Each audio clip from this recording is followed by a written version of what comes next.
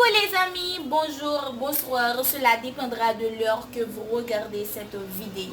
Vous êtes sur notre chaîne de YouTube de Santé Parfaite pour regarder comment traiter et soigner votre santé.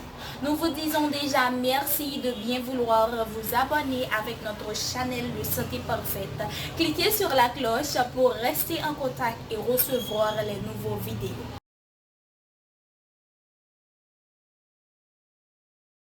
Merci encore Johanna pour la présentation et bonjour les amis de Santé Parfaite encore une fois. Malocclusion dentaire, cause, symptômes et traitement. La malocclusion dentaire est une altération de la façon de mordre du patient. Il affecte les fonctions de la bouche, l'esthétique et la qualité de vie. Lisez la suite pour connaître ses causes et comment le traiter. L'occlusion est la relation des dents entre elles et des dents supérieures aux dents inférieures lors de la fermeture de la bouche.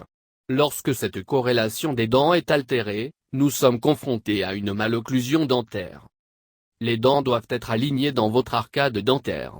De plus, lors de la morsure, les supérieures dépassent légèrement les inférieures, de telle sorte que les cuspides des molaires supérieures s'insèrent dans les fosses des inférieures. Lorsque cette relation est affectée et que les dents ne sont pas dans la position où elles le devraient, nous sommes confrontés à une malocclusion dentaire. Il existe différents types et ils doivent tous être traités. Eh bien, ils affectent les fonctions normales de la bouche, l'esthétique du patient, sa santé et sa qualité de vie.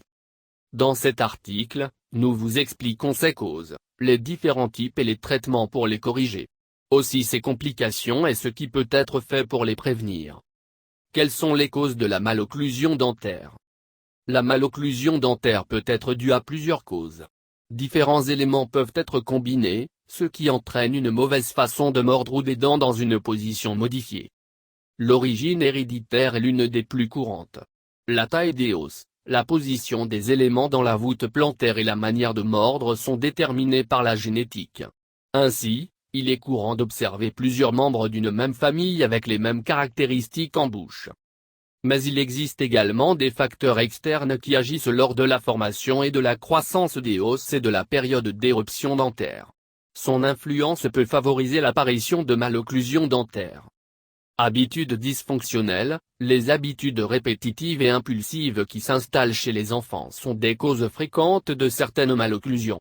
La respiration buccale, l'interposition de la langue ou des lèvres lors de la morsure ou de la déglutition, l'onychophagie, se ronger les ongles, en sont quelques exemples. L'allaitement prolongé, l'utilisation d'un biberon et d'une sucette, ou la succion des doigts après 2 ans sont également des facteurs qui prédisposent à ces altérations. Perte de dents, lorsque les dents de lait sortent tôt, elles ne remplissent pas la fonction d'économiser de l'espace pour l'éruption correcte des dents définitives.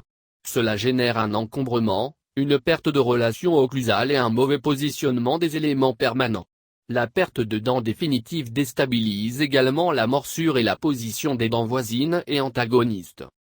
Mauvais traitement dentaire, la présence de plombage, de couronnes et de prothèses dentaires abîmées ou mal adaptées génère des altérations de la morsure.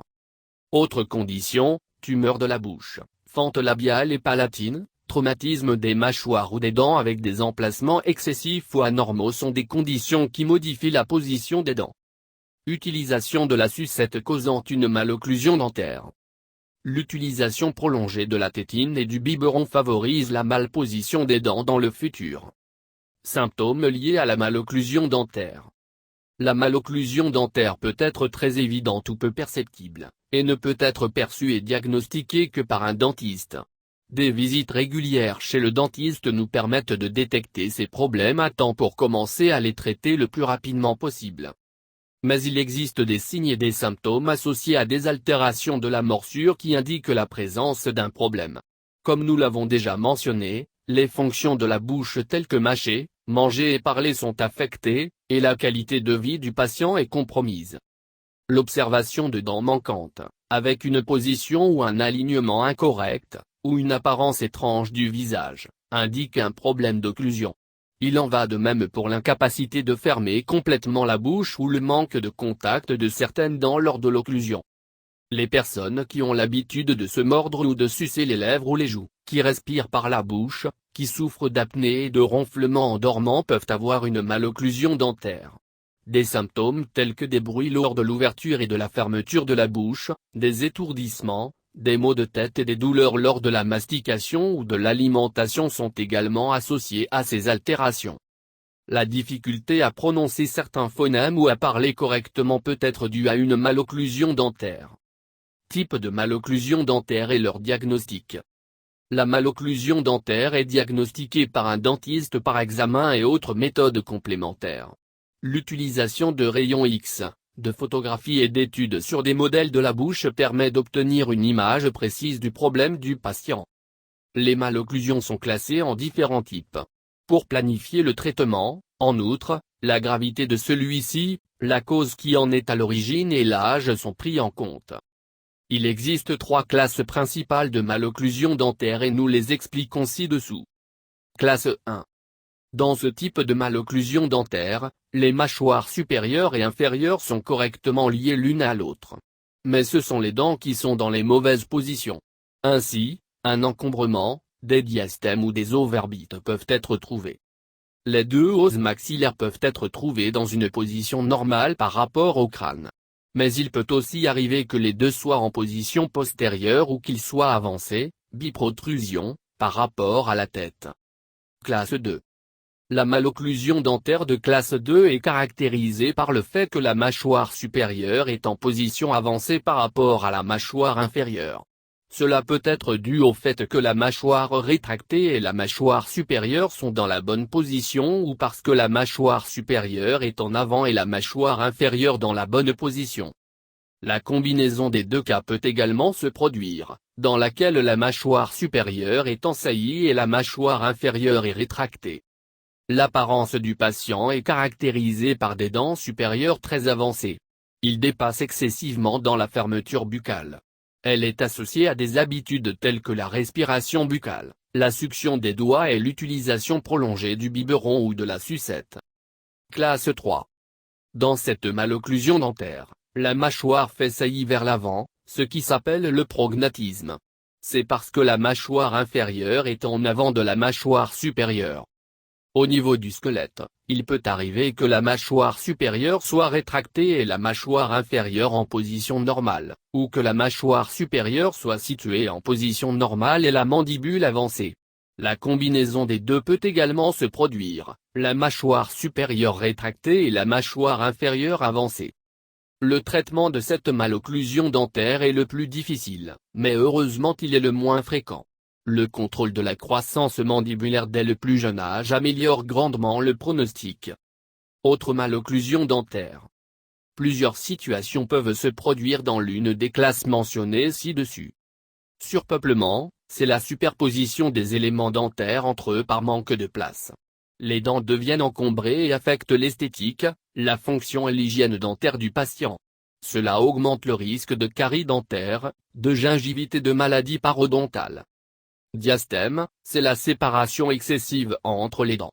Cet espace supplémentaire est dû au fait que les dents sont très petites ou que l'os est très gros. Elle peut également être causée par la perte prématurée des dents de lait ou par l'habitude de pousser la langue. Overbite, les dents supérieures recouvrent excessivement les dents inférieures lors de l'occlusion. Crossbite, ici la relation transversale des mâchoires est modifiée. Un ou plusieurs éléments dentaires supérieurs se bloquent à l'intérieur des éléments inférieurs. Il peut être unilatéral, bilatéral ou uniquement du secteur antérieur. Bouche ouverte, les dents supérieures ne touchent pas les dents inférieures lors de l'occlusion. Au moment de la morsure, un espace est généré entre les 2 mâchoires. Cela affecte la parole, la déglutition et la mastication du patient. Traitement disponible. Bien que les traitements puissent être appliqués à tout moment de la vie, les meilleurs résultats sont obtenus plus tôt le problème est traité. Les procédures précoces sont plus faciles, plus confortables et moins coûteuses. Les durées de traitement varient généralement en fonction du cas clinique, mais en général, elles durent environ 2 ans.